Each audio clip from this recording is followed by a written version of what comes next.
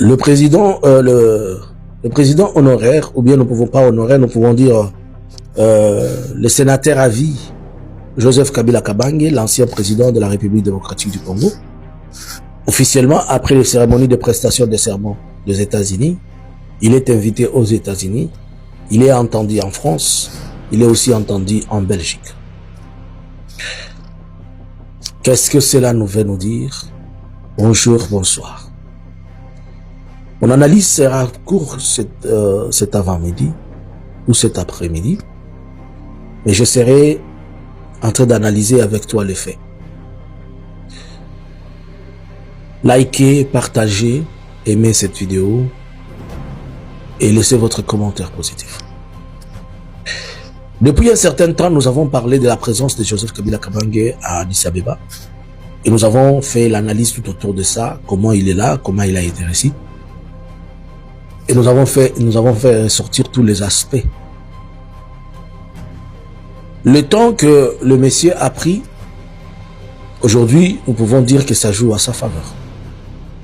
Quand j'ai regardé ce que Kabila est en train de faire, je me suis dit une chose, Kabila est en train de renouveler la classe politique. C'est pourquoi certaines informations qui sont fiables nous ont dit ceci, qu'après le retour de Félix du Ghana, il a eu des contacts, avant d'abord de partir au Ghana, il a eu des contacts avec Jean-Pierre Bemba, lui proposant de devenir son vice-président dans la nouvelle constitution, et que Jean-Pierre Bemba a accepté. Et du retour, Félix a essayé d'asseoir un groupe de ses conseillers tribaux, c'est-à-dire tous des Kasaï, pas les autres tribus, et il était en train de leur parler de ce qu'ils vont mettre en place comme plan. Dans leur plan, ils ont accepté de faire de Jean-Pierre Bemba le vice-président. Félix s'est dit, il veut se débarrasser de Vital Kamerhe et de Bahati Lukwebo. Oh my God. Ils disent qu'ils ne veulent plus collaborer avec ces Swahiliphones-là. De l'autre côté, puisque selon lui qu'on est en train de lui mettre toujours la pression, toujours en train de lui demander toujours ceci et cela. De l'autre côté, il a dit qu'il faut que l'on accélère avec la question de la Constitution, puisque il va changer, on va éliminer le Sénat, on va garder seulement l'ensemble, le Parlement, et il va faire une nouvelle classe politique. Puisqu'il dit, Félix dit, si l'opposition pense que je vais lui laisser le pouvoir, je ne vais pas lui laisser. On va changer de classe politique et il va mettre une jeunesse dans la nouvelle classe politique, puisque d'ici 2026, il va y avoir un nouveau Parlement.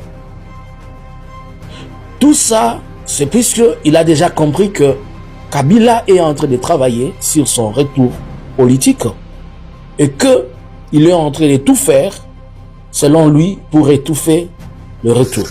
C'est pourquoi ils ont même déclenché l'histoire de soi-disant arrestation de Koulouna. Pourquoi ça? Puisque cette condamnation de Koulouna, c'est pour empêcher tout celui qui peut se soulever, ou toute personne qui peut avoir la tendance de se soulever, ou si on peut, selon ce qu'ils sont en train de dire, manipuler la jeunesse pour demander à la jeunesse de sortir dans la rue. Dans la même question de Koulouna, ils ont souligné qu'il faut dire à Constant Moutamba d'arrêter tout le Koulouna, sauf le Koulouna Luba. S'il y a un Koulouna Luba, on peut faire semblant de l'arrêter. Après un temps, on va le libérer. Et quand vous avez remarqué, il y a toujours beaucoup de Ngoï, de Moutamba, de Chibangu dans les Koulouna. Il y en a beaucoup, il y en a plein.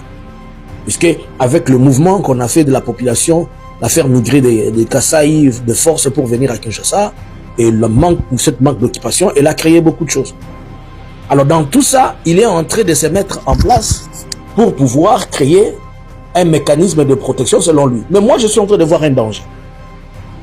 Félix a monté toute la population congolaise contre les tribus de Luba, contre les Kasaïens.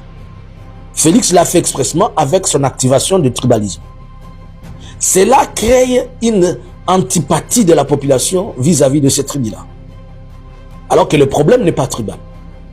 Mais dans ce contexte, il y a une couche de la population ou une majorité qui va se sentir lésée. Et quand la population va attaquer le Louba, on va, entre parenthèses, parler d'une épuration ethnique, ou bien il va parler d'une haine tribale sous une forme d'agression. Et ça risque d'amener les gens dans une guerre civile. Si on ne fait pas attention avec ces calculs de Félix. Il est entré, comme il a provoqué le M23, c'est comme ça qu'il est en train de provoquer un autre chaos avec son histoire. Donc voilà un peu le calcul.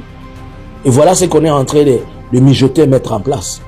Il dit avoir reçu du Qatar 500 millions de dollars pour lui permettre de pouvoir faire son histoire de changement de constitution.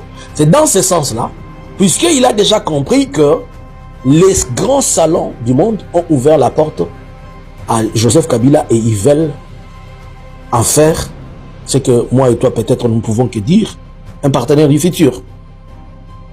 Et pour le contrecarrer, je vous avais même dit qu'il avait envoyé une délégation aux États-Unis pour discuter avec, mais ça n'a pas marché puisqu'il a un politique de tâtonnement. Maintenant, on va se poser la question. Les États-Unis attendent Kabila. La France et la Belgique, c'est le triangle de la force des décideurs de la République démocratique du Congo. Pourquoi à ce moment doit-il recevoir un ancien président et qui ils avaient vomi en 2018 et ils avaient fait confiance à celui qui est entré pour qu'aujourd'hui ils reviennent se rallier à celui qu'ils avaient chanté il y a 6 années.